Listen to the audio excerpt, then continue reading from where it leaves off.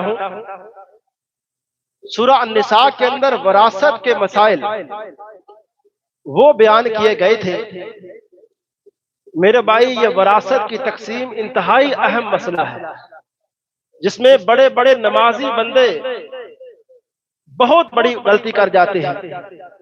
دیکھیں سورہ النساء کے اندر بیٹیوں کے حقوق، اللہ نے وراثت کے مسائل سارے تفصیل سے خود بیان کیے ہیں۔ اللہ نے کہا کہ یہ تقسیم میرے ذمہ ہے، میں بتاؤں گا بیٹی کا حصہ کیا ہے، میں بتاؤں گا بیٹے کا، والد کا، والدہ کا، بیوی کا، سب کا حصہ اللہ کہتے ہیں میں خود بتا رہا ہوں۔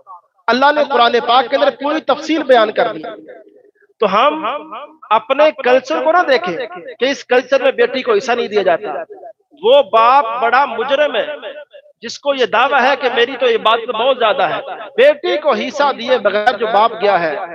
سنن ابن ماجہ کی، سنن ابی داؤد کی حدیث ہے، پیغمبر صلی اللہ علیہ وسلم نے فرمایا ایک بندہ 60 سال اللہ تعالیٰ کی بات کرتا رہا، لیکن 60 سال عبادت کے بعد آخر میں اپنی وراثت کی تقسیم میں ایک بڑی غلطی کر کے چلا گیا کہ بیٹوں میں سے کسی کا حق اس نے مار لیا، بیٹیوں میں سے کسی کا حق مار لیا۔